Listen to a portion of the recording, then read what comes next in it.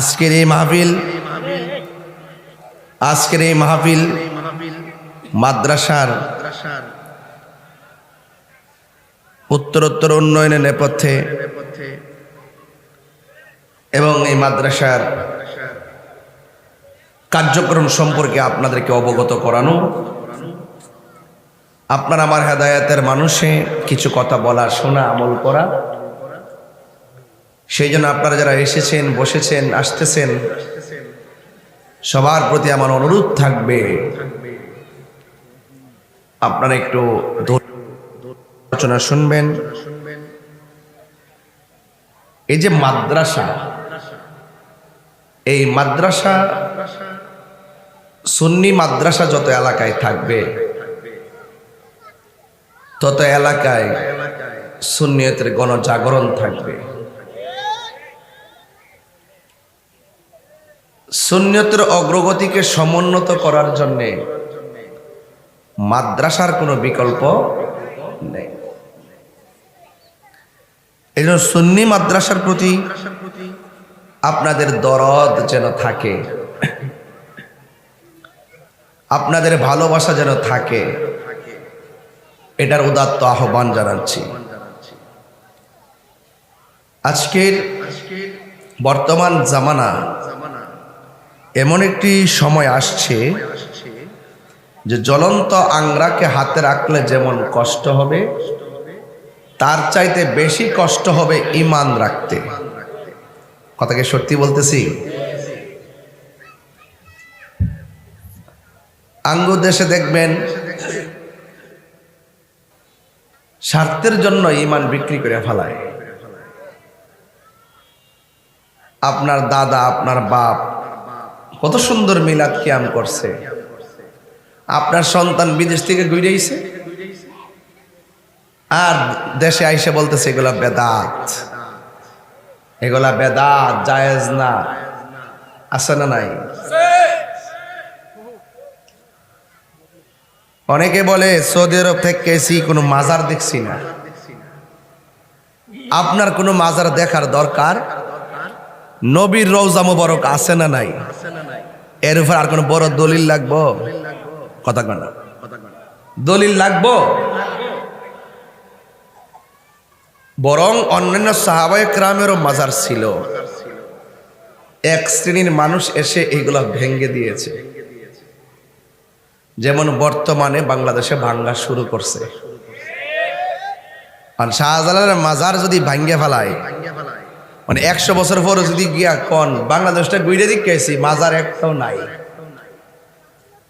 এটা কি ইতিহাস না বানানো? বানানো।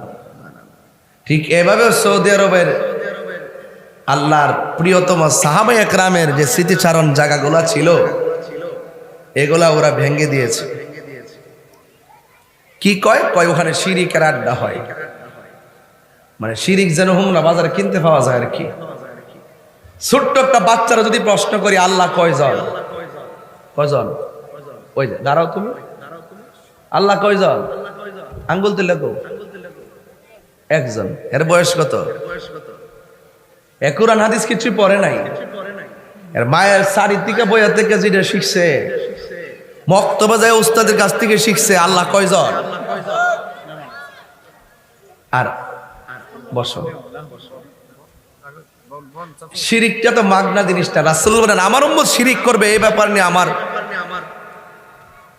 এটা নিয়ে আমার টেনশন নাই, কারণ আমার উম্মত এত সহজে শিরিক করবে না। ভয় হলো সেখানে যেখানে তারা সহজে ঈমান বিক্রি করে দিবে। এখন কিন্তু এটাই চলতেছে, বাড়ি বাড়ি জান্নাতের টিকিট বেচতেছে। কথা কনা বেচতেছে না? আবার ইডো কইতাছে হাসর মাঠে বলে জিগাইব তোমার মার্কাটা কি।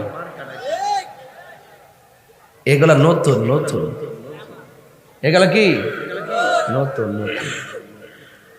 আমার একটা থিওরি ছিল যে আপনি ইসলামী, আপনি রাজনীতি করেন, আমার আপত্তি নাই। বাংলাদেশের 42টা রাজনীতি দল, একটা দলের সাথে আমার কোনো বিরোধ নাই, কেউ আসবে কেউ যাবে, দেওয়ার মালিক আল্লাহ, নেওয়ার মালিক। তো আপনি ইসলামের অপব্যাখ্যা করবেন, সেখানে আমার কিছু বলার আছে। এই বলাটাকে রাজনীতির গন্ধ বুঝবেন না। আপনাদের ওই আকল আছে, কথা বলেন, ঠিক কিনা বলেন? আপনার বিবেক নাই? আপনি বলতেছেন কবরে 3টা প্রশ্ন করবে। 2 নম্বর প্রশ্ন হলো কবরে জিগাইব তোমার দলের নাম কি, এটা জিগাইব। তা আপনি একটা প্রজন্মকে মিসগাইড কইরা ইমান ধ্বংস করে দিবেন ইসলামের নাম ব্যবহার কইরা। আপনি রাজনীতির ভাষায় কথা বলুন। কেমনে সংস্কার করবে, কিভাবে রাষ্ট্র মেরামত করবে, রাস্তাঘাট কিভাবে হবে, প্রতিষ্ঠান কিভাবে হবে, সম্প্রীতি কিভাবে ফিরে আসবে, মানুষের অধিকার কিভাবে নিশ্চিত হবে, আপনাদের পারস্পরিক শ্রদ্ধাবোধ কিভাবে তৈরি হবে, আপনার রাজনীতির ভাষায় কথা বলুন। আপনারা যখন ইসলামের অপব্যাখ্যা করবেন, ইসলামের নেম প্লেট ব্যবহার করে এই দেশের 65% সুন্নি মুসলমানকে মাইনাস ফর্মুলা রেখে কথা বলবেন নিজের ব্যক্তিগত ইবনে আব্দুল ওহাব নজদির এজেন্ডা বাস্তবায়ন করার জন্য, এটা আমরা সুন্নি জনতা 100% মেনে নেব না। প্রয়োজনে সংগ্রাম হবে। কথা বলেন ঠিক ঠিক? আমার পরিষ্কার কথা, আমার বক্তব্য, কেউ রাজনীতি গন্ধ খুঁজবেন না। রাজনীতি করেন, রাজনীতির ভাষায় কথা বলেন। আপনি বলেন যে ইনশাল্লাহ আমরা যদি ক্ষমতায় আসি, আমরা যদি আপনারা আমাদেরকে সমর্থন করেন, করলে ইনশাল্লাহ ঘরে ঘরে কোরআনের আলো জ্বলবে, ঘরে ঘরে শান্তি নেমে আসবে, ইসলামের সুশীতল ছায়া তলে আসবে। এই কথাগুলো বলতে থাকেন। কিন্তু আপনি যখন বলবেন যে আমাকে ভোট না দিলে আপনি জাহান্নামী, দিলে জান্নাতি, তখন আমার রাখেন কইতাছি কোন লাগতো না তাই ইউজ বাবা, এই বাবা বাজান কইও কইতাছে আলাম না, কইছে যে ওই মানুষগুলো সামনে আসার জন্য। বাজান এটা রাজনীতি আলাপ না, আমার রাজনীতি কেউ শিয়ার লাগতো না। তাহিরি বাতাসে বড় হইছে না, এই দেশে কোনো বেটা লাল চক্ষুকে তাহির ডরায় না। আপনি ইসলামের অপব্যাখ্যা করবেন, আমি যখন ব্যাখ্যা করবো, ব্যাখ্যারে বলবেন রাজনীতি আলাপ, আর অপব্যাখ্যাকে বলবেন এটা ইসলামের কথা। এটা আমরা সুন্নি মুসলমানকে মাইনা নিব? কথা বলে মাইনা নিব?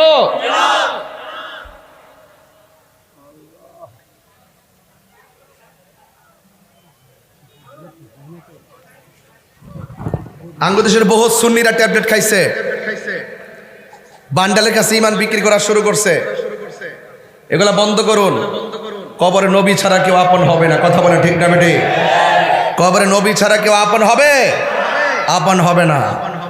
এই জন্য রাসূলুল্লাহর বিরুদ্ধে অবস্থানকারী যারা, তারা কখনো ধর্মীয় দল হতে পারে না। সাহাবায়ে কেরামের বিদ্বেষী যারা বলে হযরত উসমান যুন্নুরাইন রাদিয়াল্লাহু তাআলা আনহু খেলাফতের দায়িত্ব পালন করতে গিয়ে স্বজনপ্রীতি করেছেন, নাউজুবিল্লাহ। অথচ উসমান যুন্নুরাইন আমার নবীর পক্ষ থেকে জান্নাতের টিকিট পেয়েছেন।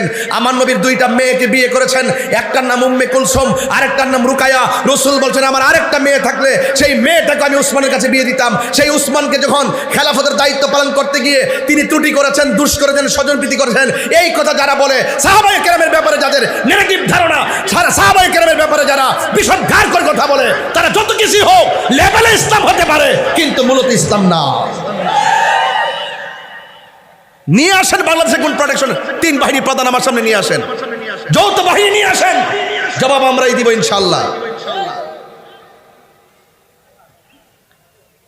এই মাদ্রাসা করতে হবে সুন্নিয়তের জন্য। এখানে বাতিল প্রবেশ করতে পারবে না। বাতিল প্রবেশ করলে আমাদেরকে দাওয়াত করবেন না। কোন বাতিল সুন্নি মাদ্রাসায় নাম দিবেন, বাতিল ঢুকাবেন, সেটা যেন কোনো মাদ্রাসায় না হয়।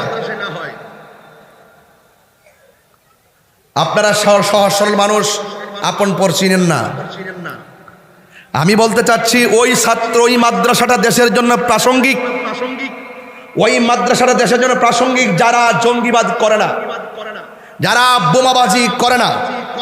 ওই মাদ্রাসাটা বাংলাদেশের জন্য প্রাসঙ্গিক যারা সন্ত্রাসী করে না, যারা চাঁদাবাজি করে না, যারা মারামারি করে না, যারা মা বাবার বুকে লাথি দেয় না, যারা অন্যায় অত্যাচার করে না, যারা জুলুম করে না, যারা নির্যাতন করে না, যারা হক মেরে খায় না, যারা নবীর বিরুদ্ধে কথা বলে না, যারা আউলিয়া কেরামের বিরুদ্ধে কথা বলে না, যারা কোরআনের বিরুদ্ধে কথা বলে না, যারা বড়কে অশ্রদ্ধা করে না, যাদের দ্বারা দেশ অশান্তি হয় না, এই মাদ্রাসাই হলো সুন্নি মাদ্রাসা।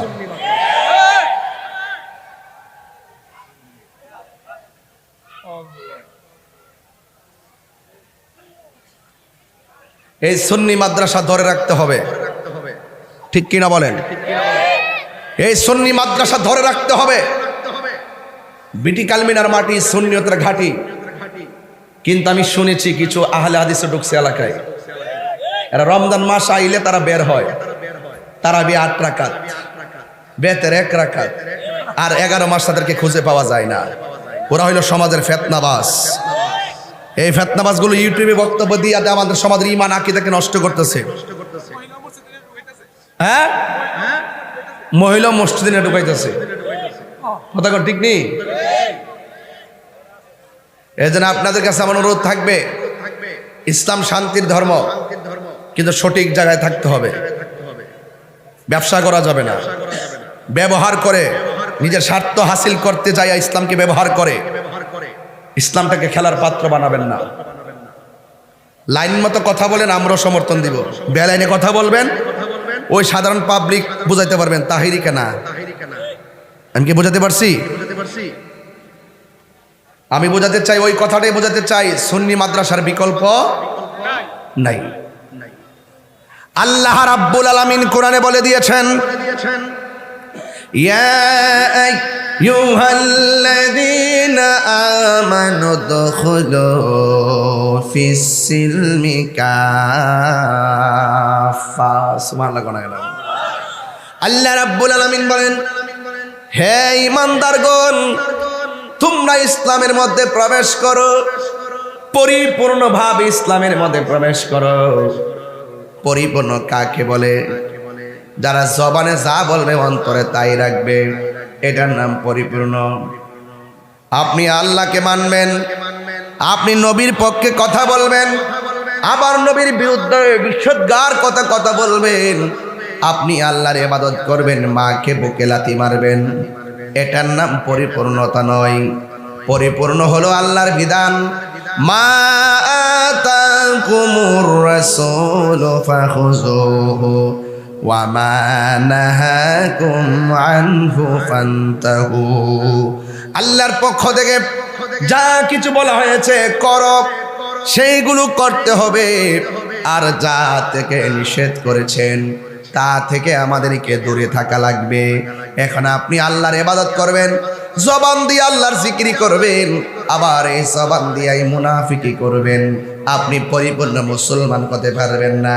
আপনি জবান দিয়ে আল্লাহর জিকির করবেন, এই জবান দিয়ে আবার গীবত করবেন, মুনাফিকি করবেন, চুগলখড়ি করবেন, মানুষকে গালি দিবেন, আপনি কখনো মুসলমান হতে পারবেন না। মুসলমান কাকে বলে? ক্বালান নবিয়্যু সাল্লাল্লাহু তাআলা আলাইহি ওয়াসাল্লাম, মান সালিমাল মুসলিমুনা মিন লিসানিহি ওয়া ইয়াদিহি। যার হাত দিয়া কেউ কষ্ট পায় না, যার জবানের কথার দ্বারা কেউ কষ্ট পায় না, সেই মানুষটা হলো মুসলমান। এক জায়গায় অন্যায় হচ্ছে, মান রাআ মিনকুম মুনকারান ফালিয়ুগাইরুহু বিয়াদিহি। কোন জায়গায় যদি মন্দ কাজ হয়, আপনি হাত দিয়ে প্রতিহত করতে হবে। হাত দিয়ে যদি সামর্থ্য না থাকে, তাইলে আপনার জবান দিয়ে প্রতিহত করা লাগবে। জবান দিয়াও যদি না পারেন, তাহলে মনে মনে ঘৃণা করা লাগবে। আর এটাও যদি না পারেন, আমার নবী বলেন, এই 3টা কোয়ালিটি যদি ব্যক্তি জীবনে, সামাজিক জীবনে যদি 3টা গুণের একটাও তোমার কাছে না থাকে, অন্যায় দেখার পরে হাত দিয়েও প্রতিহত করলা না, জবান দিয়েও প্রতিবাদ করলা না, মনে মনে ঘৃণা করলা না, আল্লাহর হাবিব বলেন ওই ব্যক্তিটার ভিতরে সরিষা দানা পরিমাণ ঈমান নাই। এই জন্য আমি যখন অন্যায় দেখি, হাত দিয়া তো পারি না, মুখ দিয়া প্রতিবাদ করি। কথা বলেন ঠিক কিনা? এটা হাদিস, যে অন্যায় হলে প্রতিবাদ করা, এটা হাদিস। আমি প্রতিবাদ না করলে আমার কবরে কি আপনারা যাইবেন? আমি দেখতেছি এটা অন্যায়, আমার সামর্থ্য থেকে হাত দিয়ে প্রতিহত করুন। রাসূল বলছে, এই সামর্থ্য যদি না থাকে, তাহলে জবান দিয়ে প্রতিবাদ করো। জবান দিয়ে যদি প্রতিবাদ না করতে পারো, মনে মনে গোষ্ঠীটাকে ঘৃণা করো। এটাও যদি না পারো, তাহলে বুঝতে হবে তোমার ভিতরে সরিষা দানা পরিমাণও ঈমান নাই। আমার ঈমান রক্ষা করতে গিয়ে আমি মুখ দিয়ে প্রতিবাদ করি, অন্তরে ঘৃণা করি, এটা আমার নবীর শিক্ষা। কথা বলেন ঠিক কিনা?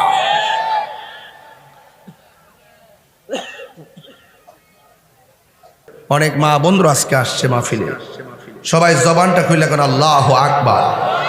এই আওয়াজে মানি না, জোরে করে আল্লাহু আকবার। মহব্বতে মায়ার সুরে বলুন দয়ার মালিককে। ওই মালিককে যদি রাজি করতে চান, মালিকরে ভয় পাওয়ার দরকার আছে না নাই?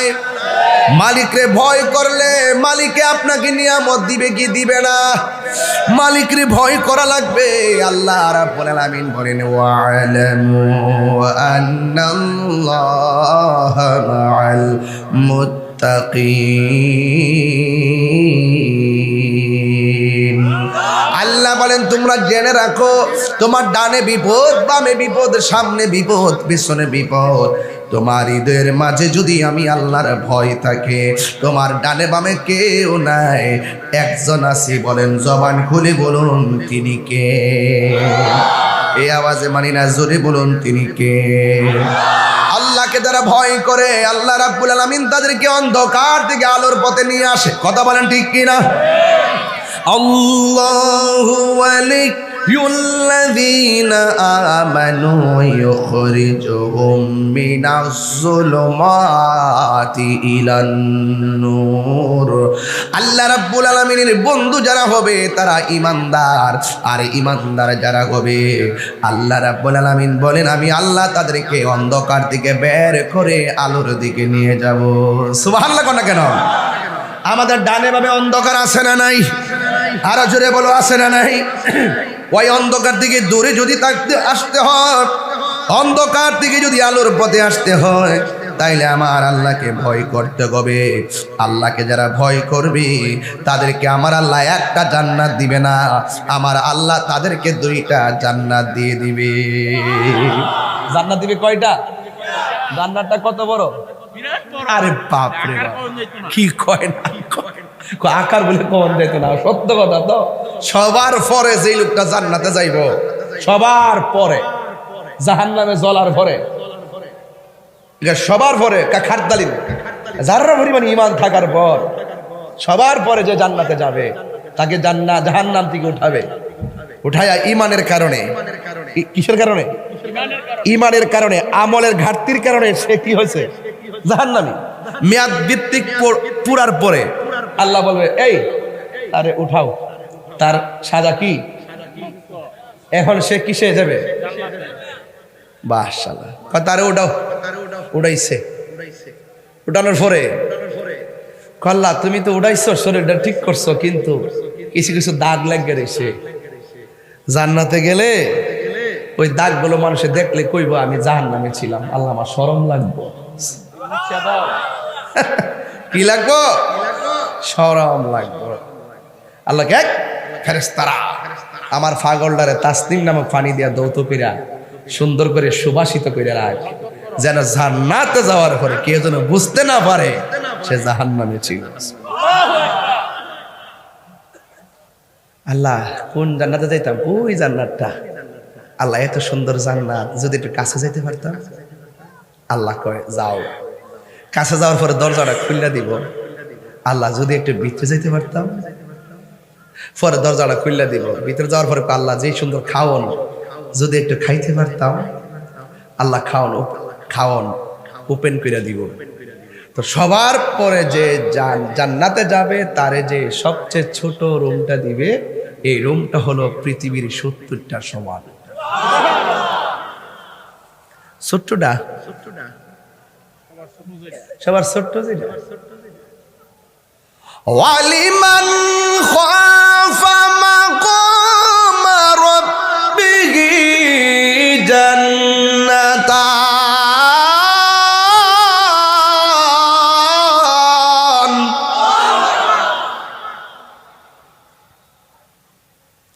যারা আল্লাহকে ভয় করবে আমার আল্লাহ রাব্বুল আলামিন তাদেরকে দুইটা জান্নাত দিয়ে দিবে।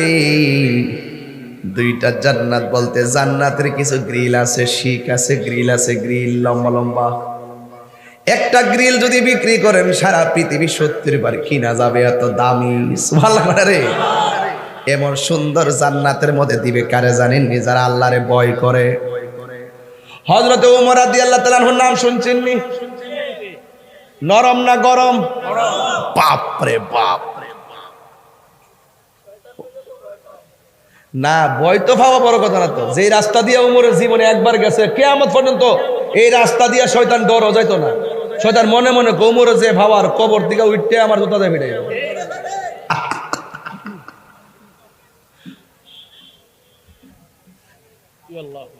শয়তানও বুঝে আল্লাহর প্রেমিকদের খাওয়ার, আর আমরা মানুষ বুঝে না। ওমর রাদিয়াল্লাহু তাআলা আনহু নরম না গরম? কিন্তু খলিফাতুল মুসলিমিন আমিরুল মুমিনিন অর্ধ জাহানের খলিফা ছিলেন তিনি।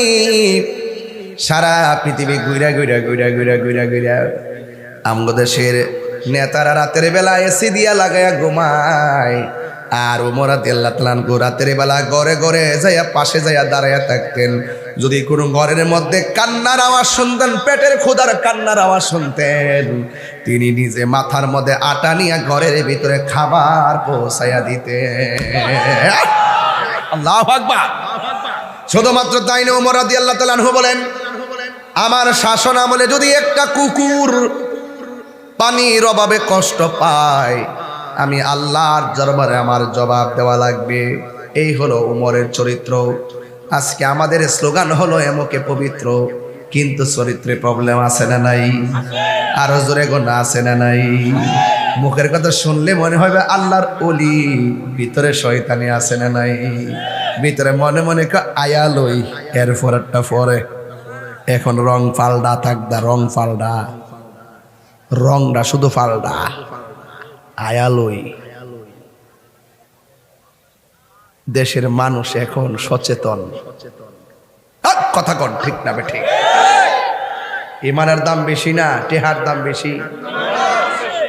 আল্লাহ আল্লাহ, আমার প্রোফাইলে যদি আপনারা দেখেন, বাংলাদেশে কত গুরুত্বপূর্ণ ফোন আমার কাছে। খালি শুধু বলে আমি কি চাই, আমি কিছু, আমি নবীর প্রেম চাই, ডোন্ট ডিস্টার্ব মি। আমি দেশপ্রেমিক, আমি দেশকে সঠিকভাবে ধারণ করি, আমি ধর্মকে সঠিকভাবে লালন করি। ধর্মদ্রোহী, দেশদ্রোহী দুইটাই আমার সার্বভৌমত্বের জন্য শত্রু। আওয়াজ আসতে খাইলেছে মনে, বুঝাইলেছে মনে, ফিডো মোর দিয়া বুঝাইলেছে। পিরিতি শিখায়া কই গেলা লোকায়া, এটা হিরি করি কিও পাই। ও গেছে আগের মুরব্বীরা, এখন কয়েকজন মুরব্বী মাঝখানে বসা।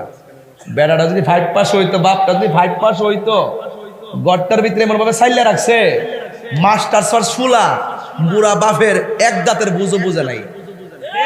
আর যেই মাত্র বাপটা কবরে গেছে গা, যেই ডাইল ধরে সেই ডাইলি ভাঙ্গে পড়ে, আবেগে চলে, বিবেক গড় থেকে উঠতে গেছে গা। কথা ঠিক না?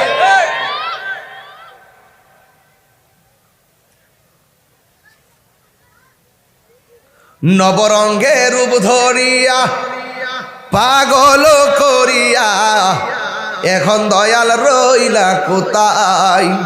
জ্বালাইতে কতক্ষণ, নিবাইতে কতক্ষণ, জ্বালাইতে কতক্ষণ, নিবাইতে কতক্ষণ, জালি দয়ালের দয়ার অভাব নাই, দয়ার মালিক রে। আহ হাই রে,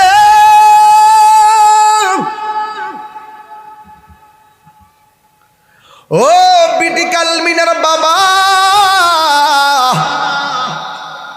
ওমর রাদিয়াল্লাহু তাআলা আনহুর সামনে একটা লোক আইসা বলছে, ওমর তুমি কোন নবীর পিছনে ঘুরো, যেই নবী একটা পাগল? নাউজুবিল্লাহ। অনেকে ঠুট লড়ে না, তাকে দেখো নাউজুবিল্লাহ কোন নবী কি পাগল? আল্লাহ কয় তোমাদের বন্ধু পাগল নয়, তোমাদের সাথী পাগল নয়। এবার ওমর রাদিয়াল্লাহু তাআলা আনহু ডাক দিয়া কয়, বাবা কি কইছেন আবার কোন? দ্বিতীয়বার বলার পর কোষের ভিতর থেকে তলোয়ারটা বাইর করছে। আব্বা, আমার ঈমান, আমার জান, আমার প্রাণ রহমাতুল লিল আলামিনকে পাগল বলেছেন, এই দুনিয়াতে থাকার আপনার অধিকার নাই। কোষের ভিতর থেকে তলোয়ারটা বাইর কইরা নিজের বাপের কেল্লাটা দেহ থেকে আলাদা কইরা দিছি। আল্লাহু আকবার। কি বুঝলেন ঈমান কি জিনিস? সবাই কি নরম থাকবো নাকি? সবাই কি নরম থাকবো? কেউ মেরে চরিত্র পাইব? আমি নরম থাকতাম পারি না। হ্যাঁ, ওমর রাদিয়াল্লাহু তাআলা আনহু তিনি গরম ছিলেন। এক ব্যক্তি আয়েশা কই, ওমর আমার নবীর কাছে গিয়েছিলাম একটা বিচারের কাজ কইরা দেওয়ার জন্য। আমার নবী যেইভাবে বিচারটা করছে আমার পছন্দ হয় নাই। নাউজুবিল্লাহ। ওমর রাদিয়াল্লাহু তাআলা আনহু কেমন ওমর, ডাক দিয়া বলে, ও আল্লাহর বান্দা, নবী বিচার করছে তুমি কি মানো না? কয় না, আমার মন মতো হয় নাই। এবার ওমর ডাক দিয়ে, আমি করলে তোমার মন মতো হইব নি? কয় হইব, আপনি যেমনে করবেন আমি এমনি মানবো। ওমর রাদিয়াল্লাহু তাআলা আনহু বলেন, ও বান্দা শুনো, আমার নবী বিচার করছে যার মন মতো হয় নাই, আমি ওমরের বিচার হলো তার এক দেহ থেকে কল্লাটা আলাদা করে দেওয়া। যে নবীর বিচার মানে না সে বেঁচে থাকার কোনো অধিকার নাই। কথা বলেন ঠিক কিনা? বিচার কি জিনিস, কি জিনিস? এই ওমর রাদিয়াল্লাহু তাআলা আনহু খলিফাতুল মুসলিমিন, তিনি বলতেছেন একটু দেখি সমাজের রাখালদের অন্তরে আল্লাহর ভয় কেমন আছে। উনি পরীক্ষা করার জন্য রাখালের কাছে গিয়া বলতেছেন, রাখাল, আমি তো খলিফাতুল মুসলিমিন, আমি তো তোমাদের নেতা, মেহেরবানি করে আমার একটা উট দিয়া দাও, একটা দুম্বা দিয়া দাও। এবার রাখাল ডাক দিয়ে কয়, না আমি দিতে পারবো না। কয় কেন? কয় এগুলার মালিক তো আমি না, আমার মালিক আছে।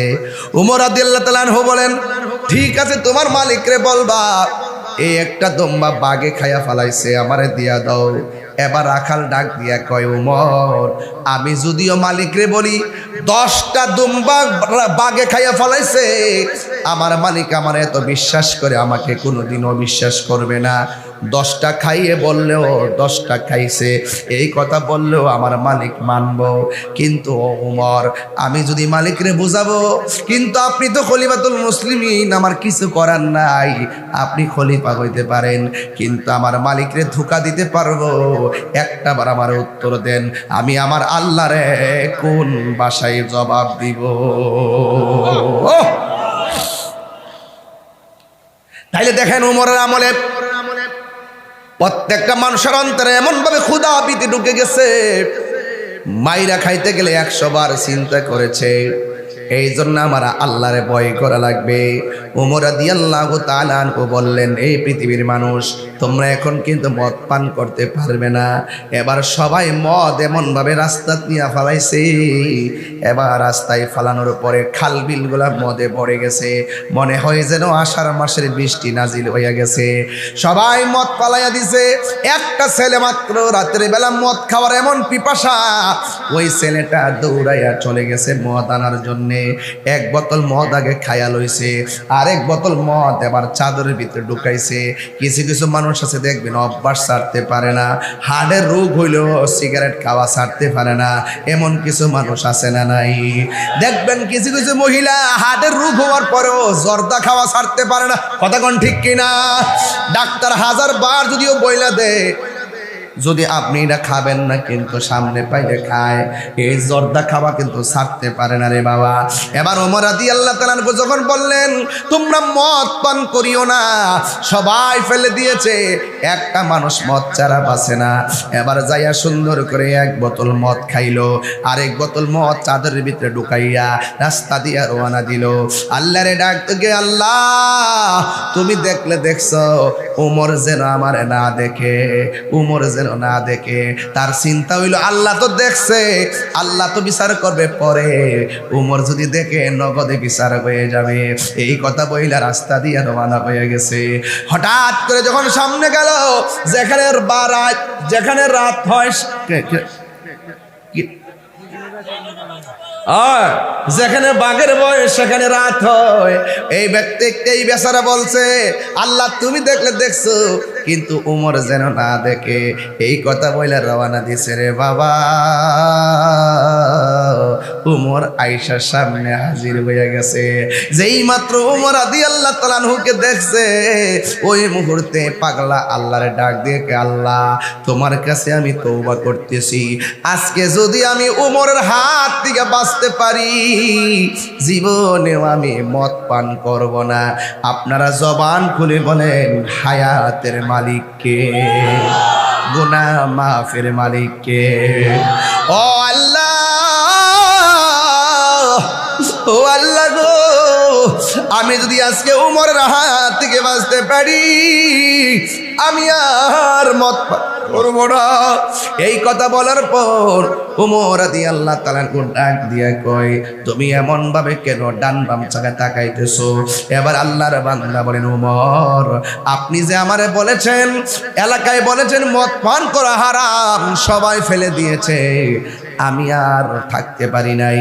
আমি একটা মদের বোতল নিয়ে আসলাম, আমার আস্তিনের ভিতরে মদের বোতলটা আছে। যেই মাত্র ওমর রাদিয়াল্লাহু তাআলা মদের বোতলটা হাতে নিলেন, দেখতেছেন মদ নাই।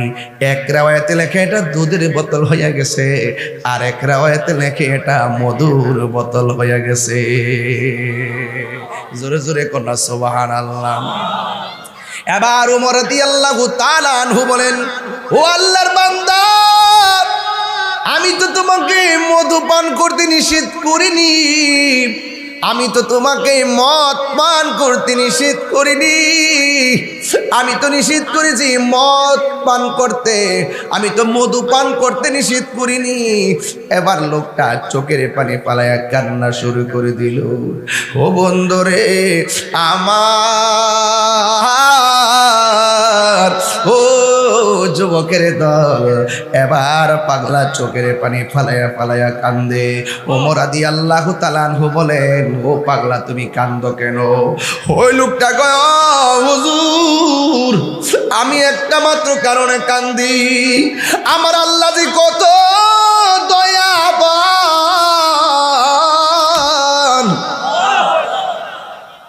আমার আল্লাহ যে কত দয়াবান। ও হুজুর এটা আসলে মধুর বোতল ছিল না, দুধের বোতল ছিল না, এটা ছিল মদের বোতল। আমি যখন আমার আল্লাহরে কইছি মাফের মালিক কে? আর জোরে কর না কে? পাহাড় পরিমাণ গুনাহ করছো, আল্লাহ বলছে লা তাকনাতু মির রাহমাতিল্লাহ, আল্লাহর রহমত থেকে নিরাশ হইও না। পাহাড় পরিমাণ অভিযোগ, পাহাড় পরিমাণ দুঃখ কষ্ট নিয়ে মালিককে যদি ডাক দেন, মালিক যদি রাজি হয়ে যায়, সেকেন্ডে আপনার সব গুনাহ মাফ করে দিতে পারে কি পারে না? আরো বড় করে বলে, পারে কি পারে না? আজকে ম্যাক্সিমাম মুরব্বী দেখতে ভালো লাগতেছে। আমার বাপের কথা মনে হয়েছে, কারণ আমার আব্বা তো চলে গেছে। মুরব্বীরা দেখলে আমার খুব শান্তি লাগে। এই যে ঘরের মধ্যে, যে ঘরের মধ্যে মা বাপ আছে, এই ঘরের মধ্যে মক্কা মদিনা আছে, আছে না নাই? আর এদের আছে না না? সাবধান। তাহির ওয়াজ এক সেকেন্ডের জন্য যদি ভালো লেগে থাকে, দয়া করে কোনোদিন মা বাপরে কষ্ট দিয়েন না। আর মা বাপরে কষ্ট দিয়ে আমার বাড়িতে গরু লয়ে যাবেন, খাসি লয়ে যাবেন, আপনার মতন মুরিদ আমি তাহিরির দরকার, কতক্ষণ দরকার? আমি তো বড় গলায় বলি, এই ওয়াজকে আমরা বাদ শুনে না সবাই, শুনে না সবাই? অনেক শ্রদ্ধা, অনেক ভালোবাসার সংসার। মা বাপ যদি ওই সংসারে কষ্ট পায়, মনে রাখবেন ওই সংসারে আগুন জ্বলতেছে, একদিন আপনি নিঃশেষ হয়ে যাবেন, টের পাবেন না। কথা বলেন ঠিক কিনা? মাদ্রাসার হুজুররা যারা আছে তাদেরকে অনেক ধন্যবাদ জানাই, অনেক সুন্দর করে মাদ্রাসা তারা পরিচালনা করছে, আলহামদুলিল্লাহ। ছাত্রদেরকে উদ্দেশ্য করে বলছি, আপনারা সুন্দর করে পড়বেন, কারণ আপনার মা বাবা আপনাদেরকে অনেক স্বপ্ন দেখে মাদ্রাসায় দিয়েছে। যুবক ছেলেরা, এগুলো কি মাদ্রাসা ছাত্র? ছেলেগুলো মাদ্রাসা, দাঁড়াও দাঁড়াও দাঁড়াও তো একটু, মাদ্রাসা, এই মাদ্রাসা ছাত্রগুলো দাঁড়াও তো একটু। মাশাআল্লাহ, দেখছেন নি কোরআনের পাখিগুলা। আলহামদুলিল্লাহ, আসো আসো বাবা আসো। মাশাআল্লাহ, সবাই টাকা একটু দোয়া করে দেন আমার এই ফুলগুলাকে, এই কোরআনের পাখিগুলারে, এই কোরআনের পাখিগুলাকে দোয়া করে দেন আপনারা। পিছনে অনেকে আছে মাদ্রাসা ছাত্র, যারা আছেন সবাই একটা কথা বলতে চাই, আপনারা সুন্দর করে পড়বেন ইনশাল্লাহ। হ্যাঁ, আপনারা আব্বা আম্মা দিছে পড়ার জন্য, দিছে না? ভালো করে পড়তে হবে না? পড়তে হবে, ওস্তাদের কথা শুনতে হবে, ঠিক আছে তো? এই ছাত্রগুলা যখন আপনার এলাকার গুরুস্থানের পাশ দিয়া যায়, আল্লাহ পাক কবরের মধ্যে রহমত নাজিল করে দেয়। এই ছেলেগুলা যে রাস্তা দিয়ে হাইটা যায়, ফেরেশতাদের যে নুরানি পাখাগুলো আছে তাদের পায়ের নিচে বিছাইয়া দেয়। তো এদের মাথার মধ্যে আপনি যদি হাত বোলান, হাতের নিচে যতটা চুল থাকবে সেই পরিমাণ নেকি আল্লাহ পাক আপনার দান করবে। কথা বলেন ঠিক না বেঠিক? বাবা আপনারা বসেন, আপনারা বসেন। আল্লাহ কন্যা, আল্লাহ এটা মায়া করে কন্যা এরা লাগে, আল্লাহ আল্লাহ। এই কোরআনের পাখিগুলার সিনাটাকে লৌহে মাহফুজের আয়না বানায় দেয় আল্লাহ। এদেরকে এমন হাফেজ বানান যেন এরা টাইন্না টাইন্না 20 জন কইরা জান্নাতে নিতে পারে। আমিন কন্যা কি লেগে? আমাদের মাদ্রাসার শিক্ষক কয়জন আছে বাবা? বাজান শিক্ষক কয়জন আছে আপনারা? চারজন। চারজন, আচ্ছা 4 জন আছে আলহামদুলিল্লাহ। এর বালিকা শাখা আছে, মেয়েদের শাখা? আচ্ছা, বালিকা শাখা, এটা কিন্তু একটা গুরুত্বপূর্ণ। প্রয়োজন আর একটা বিল্ডিং করবেন, কারণ মা বোনরা যদি ঠিক, বাচ্চা কাচ্চা মেয়েরা যদি ধর্মীয় শিক্ষিতা হয়, এটা সমাজের জন্য না অনেক লাভবান। কথা কোন ঠিক কিনা?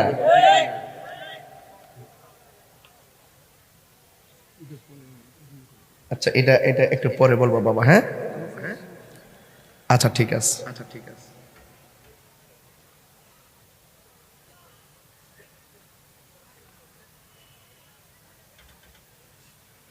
আচ্ছা ঠিক আছে, আচ্ছা ঠিক আছে।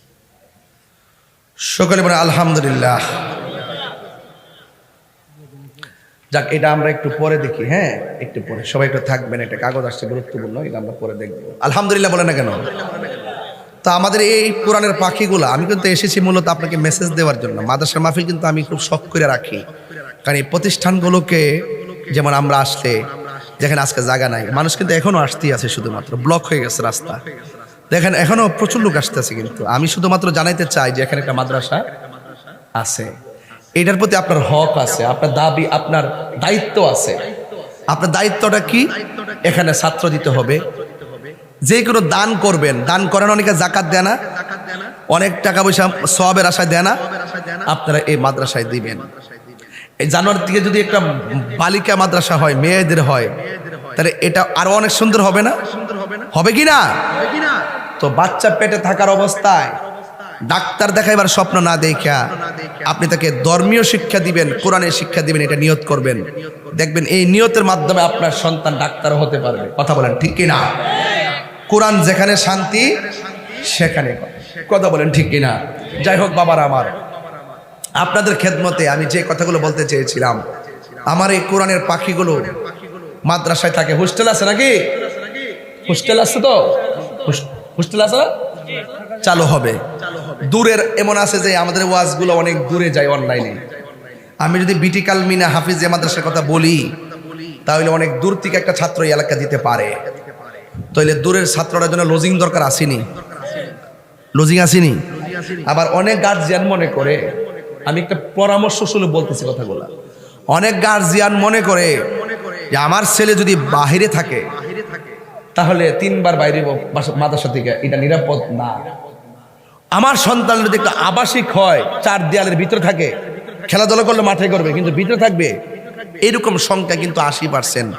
সন্তানটা নিরাপদ আগে চায়। এখন দেশের পরিস্থিতি ভালো না।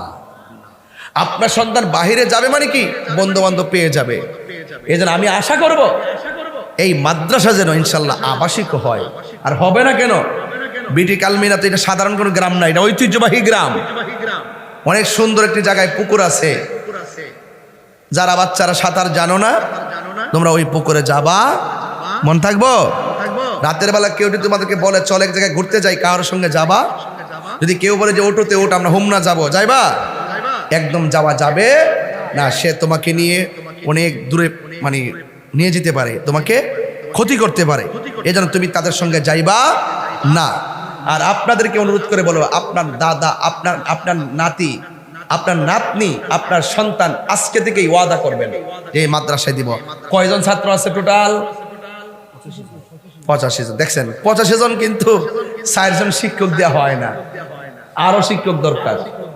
অনেক কষ্ট হয়, তার মানে বোঝা যায় আমাদের শিক্ষকগুলো অনেক কষ্ট করে তারা পড়াচ্ছেন। আল্লাহ যেন এদের জানমালে আমানত দান করে, আমিন কোন। আরো বড় করে কোন আমিন। 3:20 বেজে গেছে, আমার কিছু কাজ আছে বাজান, এই কাজটা আমার একটু করি, এরপরে ইনশাল্লাহ একটু জিকির আজকার কইরা। আর এটা তো আর আধা ঘন্টা আগে ঠেলতেছে আমারে, আমি তো কইছি যে আগে একটা বুঝ দিয়া লই। আমি একটা বুঝ দিছি না আজকে আপনারা, প্রথম দিছি গরম দিয়া বুঝ, পরে দিছি নরম দিয়া বুঝ। গরম নরম, ইসলাম কখনো খানকাই, ইসলাম কখনো রাজপথে। কথা বলেন ঠিক কিনা? আল্লাহ আমাদের সকলকে বোঝার তৌফিক দান করুন, আমিন কোন।